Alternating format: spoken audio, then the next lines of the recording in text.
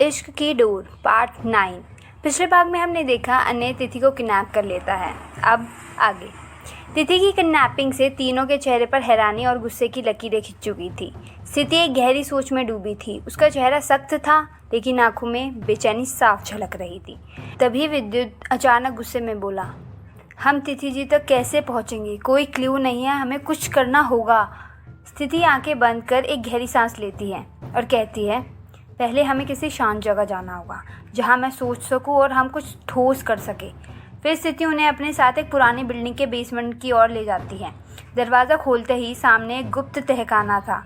चारों तरफ केस फाइलें, photo, maps, wireless device, computer screen और खुफिया टेक्नोलॉजी से भरा हुआ एक हाई टेक एरिया था। अतर चारों ओर देखकर हैरान रह जाता है और कहता है, ये कौन सी जगह है? विद्युत, जो पहले से तनाव में था, बेसमेंट को देखकर और ज़्यादा गंभीर हो गया। अथर कहता है, हम कैसे आगे बढ़े बिना किसी क्लू के? स्थिति गंभीर लेकिन आत्मविश्वास से भरे स्वर में कहती है, किसने कहा कि हमारे पास क्लू नहीं है? यह सुनकर विद्युत और अथर दोनों चौंक कर उसकी तरफ देखते हैं। स्थिति बिना समय गंवाए एक कोड टाइप करती है और कॉल करती है। कुछ ही सेकंड में 10-15 लोग उस बेसमेंट में दाखिल हो जाते हैं।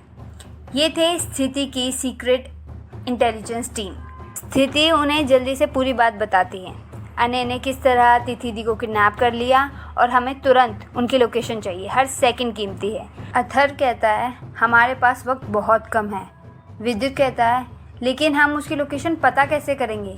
स्थिति टीम के एक सदस्य की तरफ इशारा करती है। प्रतीक लैपटॉप खोलकर एक प्रोग्राम रन करता है और सिर्फ 5 सेकंड के भीतर स्क्रीन पर तिथि की लाइव लोकेशन ट्रेस हो जाती है और कहता है, हनुमानगढ़। विद्युत कहता है, पर तुमने तिथि जी की लोकेशन इतनी जल्दी कैसे निकाली? स्थिति बोहें उठाकर कहती है, 2 दिन पहले दीदी ने मुझे बताया था कि अनय कुछ अजीब बातें कर रहा है। तब से ही मुझे उस पर शक हो गया, इसलिए मैंने दीदी को बिना बताए उनकी वॉच में मिनी ट्रैकर फिट कर दिया था, सेफ्टी के लिए। अथर प्रभावित होकर कहता है, कितनी तैयार रहती हो तुम हर सिचुएशन के लिए? स्थिति विद्युत से गंभीर होकर पूछती है, क्या आप बता सकते हैं कि अनय और आपके बीच ऐसा क्या हुआ कि अनय ने ये सब किया?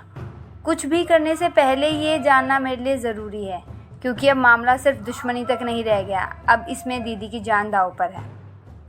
विद्युत एक गहरी सांस लेकर कहता है, मैं और अनय MBBS में साथ पढ़ते थे और वो हमारा इनिशियली टाइम पीरियड था, लेकिन तब तक उसकी साइकोलॉजिस्ट स्पेशलाइजेशन शुरू भी नहीं हुई थी और उसने खुद को साइकेट्रिस्ट बताकर लोगों को झूठा इलाज देना शुरू कर दिया था।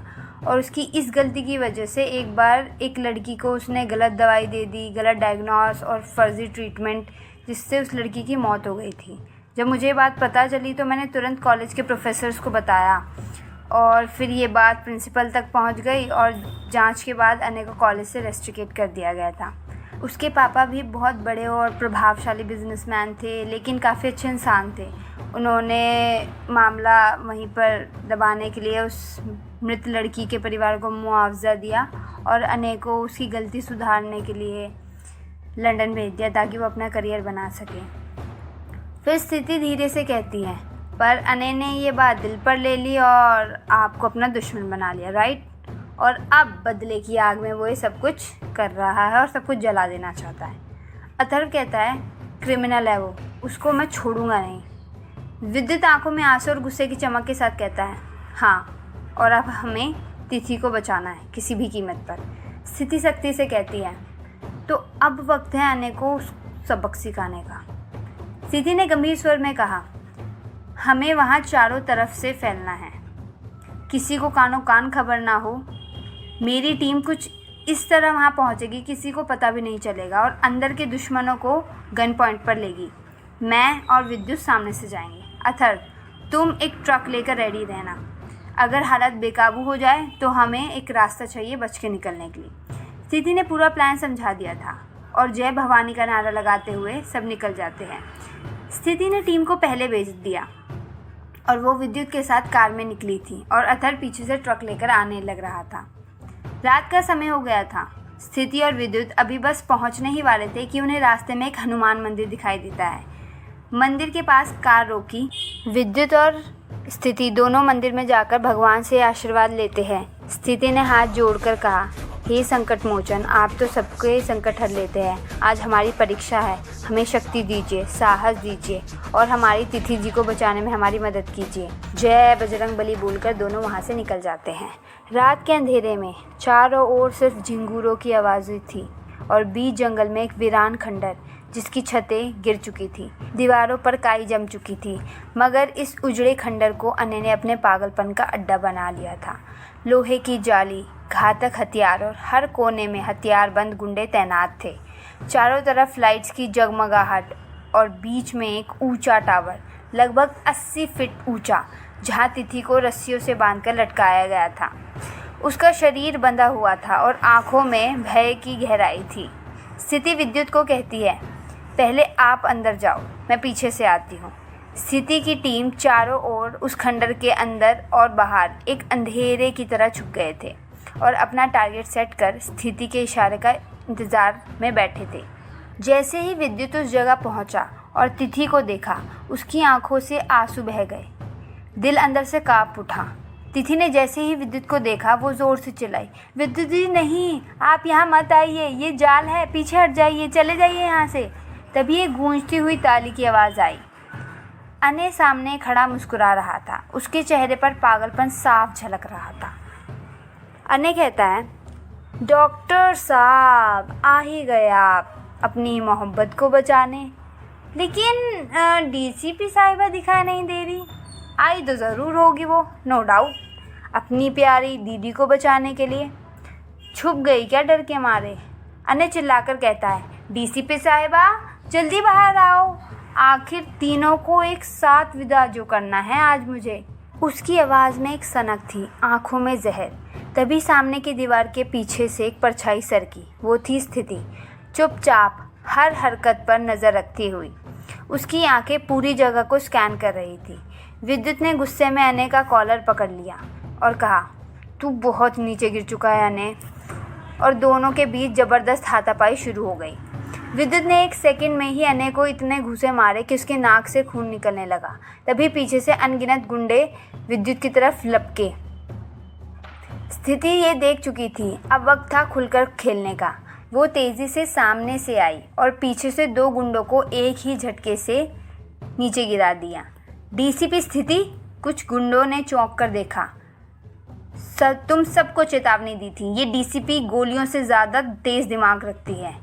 स्थिति और विद्युत दोनों मिलकर एक एक करके गुंडों को मारने लगे, पर यह लड़ाई आसान नहीं थी।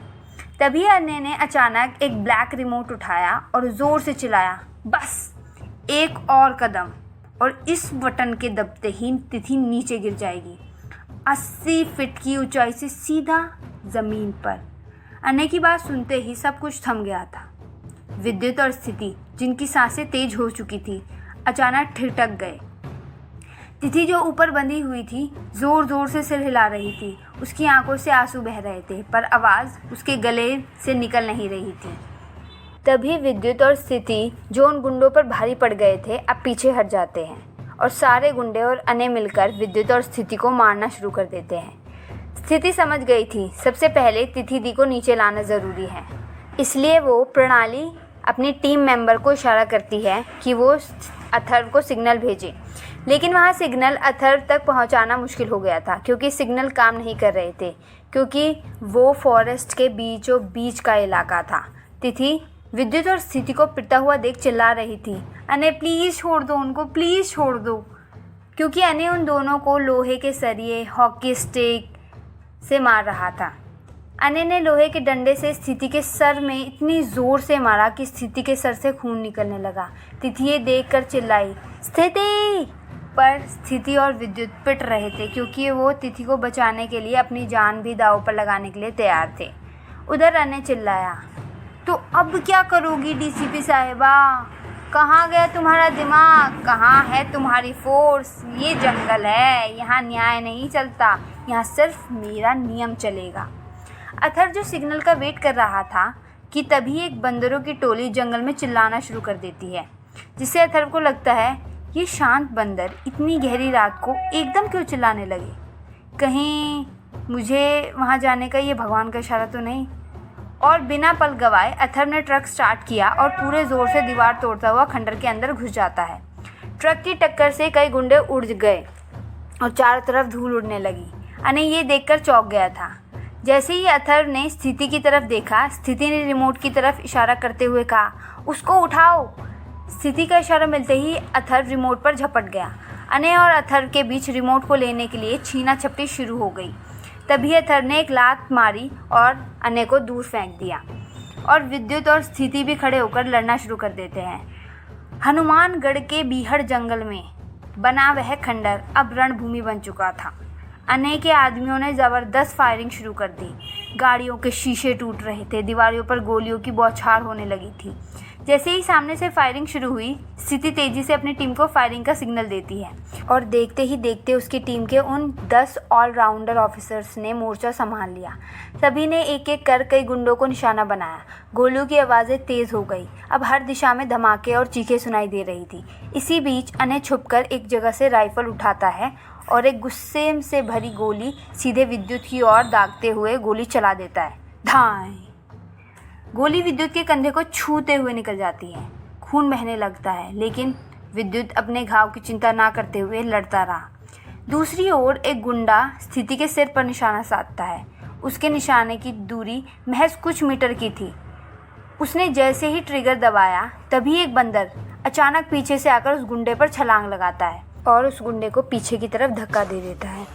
गोली स्थिति के सीधा सिर की बजाय उसके जूड़े को चीरते हुए निकल जाती है। गोली की आवाज़ जो स्थिति के कानों में बहुत ज़ोर से सुनाई दी थी, जिससे उसने झट से पीछे मुड़कर देखा तो वहाँ एक बंदर होता है जो उसे पल भर देखता है और फिर मुस्कुराते हुए गायब हो जाता है। स्थिति को लगा जैसे उसकी ज़िंदगी किसी अदृश्य शक्ति ने बचा ली। स्थिति की आंखें भर आती है। स्थिति कहती है, जय बजरंगबली, आपने आज फिर संकट से बचा लिया। आज हमारी जीत तय है क्योंकि स्वयं बजरंगबली हमारे साथ है। तभी पीछे पुलिस का सपोर्ट फोर्स आ जाती है। तेज सायरन, गाड़ियों की आवाज़ सुन गुंडे एक एक कर भागने की कोशिश करते हैं, लेकिन स्थिति की टीम उन्हें गिरफ्तार करती है। कुछ को बेहोश कर दिया गया तो कुछ को हथकड़ी पहनाई गई। पर तभी अनय, जो तिथि के ठीक नीचे खड़ा था, हाथ में रिवॉल्वर लिए। तिथि अभी भी 80 फीट ऊंचाई पर ही लटकी हुई थी, रस्सी में बंधी हुई। अनय ज़ोर से चिल्लाता है, अगर कोई भी मेरे पास आया तो तिथि को गोली मार दूंगा। उसकी आंखों में दहशत थी, चेहरा पसीने और पागलपन से भीगा हुआ था। उसके शब्दों में बदले की आग थी। मैं किसी को नहीं छोड़ूंगा। कोई मेरे करीब आया तो मैं तिथि को गोली मार दूंगा। चारों ओर एक गहरा सन्नाटा छा गया। पुलिस रुक गई। अथर्व, स्थिति और विद्युत जो और गुंडों को मार रहे थे, वे भी रुक गए। तभी एक भारी गूंजती हुई आवाज़ आई, अनय, मैंने तुझे उस दिन इसलिए नहीं बचाया था कि तू आज यह दिन दिखाए। मैं तुझसे बहुत प्यार करता हूँ बेटा। तेरा भविष्य बर्बाद ना हो जाए इसलिए तुझे लंदन भेजा था, लेकिन तूने क्या किया। एक अधेड़ उम्र का इंसान, मजबूत कद काठी, आंखों में आंसू, लेकिन चेहरे पर पिता का कठोर सत्य। यह कोई नहीं बल्कि अनय का पिता था, जिन्हें प्रतीक लेकर आया था। स्थिति के कहने पर अनय जैसे ही अपने पिता को देखता है, उसके हाथ कांपने लगते हैं, होठ सूख जाते हैं। बंदूक उसके हाथ से छूटकर ज़मीन पर गिर जाती है। आंखों में आंसू बहने लग जाते हैं। अनय फर्श पर घुटने के बल नीचे बैठ जाता है और कहता है, सॉरी पापा, सॉरी, मुझे माफ़ कर दो। मुझे नहीं पता था मैं क्या कर रहा हूँ। स्थिति इशारा करती है। पुलिस दौड़कर अनय को गिरफ्तार कर लेती है। साथ ही बाकी गुंडों को भी हथकड़ी लगाकर ले जाती है। स्थिति सख्त लहजे में कहती है, ले जाओ इसे और इन्हें भी।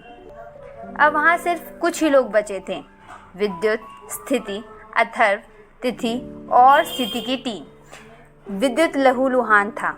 उसके घायल कंधों से खून निकल रहा था, पर नजरें तिथि पर ही थी, जो अभी नीचे उतारी जा चुकी थी, और तिथि की आंखें लाल थी, जिनसे आंसू निकल रहे थे। दोनों एक दूसरे को देख रहे थे। विद्युत धीरे धीरे चलकर तिथि के पास आकर घुटने पर बैठ जाता है और तिथि का हाथ पकड़कर दर्द भरी आवाज में कहता है, बहुत खूबसूरत है मेरे ख्यालों की दुनिया तुम्हारे साथ।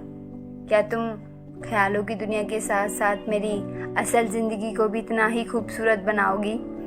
तिथि की आंखों में आंसू थे, पर होठों पर हल्की मुस्कान। वह झुकती है, विद्युत को कस कर गले लगा लेती है। वहीं खड़े अथर्व और स्थिति अपने घावों की परवाह किए बिना खुशी से मुस्कुरा उठते हैं। उनकी आंखों में राहत थी, एक खूबसूरत कहानी की शुरुआत होने की तसल्ली थी। स्थिति की टीम सीटी व तालियां बजाने लगी। चारों तरफ उनकी तालियों की आवाज़ गूंजने लग जाती है। जिस जंगल में अभी तक गोली चल रही थी, अब वहाँ सच्चे प्रेम का जन्म हुआ। जिस अड्डे पर अभी तक नफरत पल रही थी, वहाँ अब ईमान, बलिदान और आस्था की जीत हुई थी। इस जीत के गवाह साक्षात हनुमान जी थे, जिन्होंने अपने भक्तों की लाज रख ली थी। इसके बाद वे सभी वहाँ से जय श्री राम का नारा लगाते हुए निकल गए। इसके बाद घायल विद्युत, स्थिति और अथर्व को निकटतम हॉस्पिटल ले जाया गया। स्थिति की टीम अपने घर चली जाती है और तिथि सूर्यवंशी और अवस्थी परिवार को इन्फॉर्म कर देती है। आगे क्या होगा? क्या घर वालों को तिथि और विद्युत के प्यार के बारे में पता लगेगा? क्या दोनों परिवार इनके प्यार को मंजूरी देंगे? क्या होगा जब हॉस्पिटल में एडमिट स्थिति, अथर्व और विद्युत की आंखें खुलेगी? जानने के लिए हमारे साथ बने रहिए।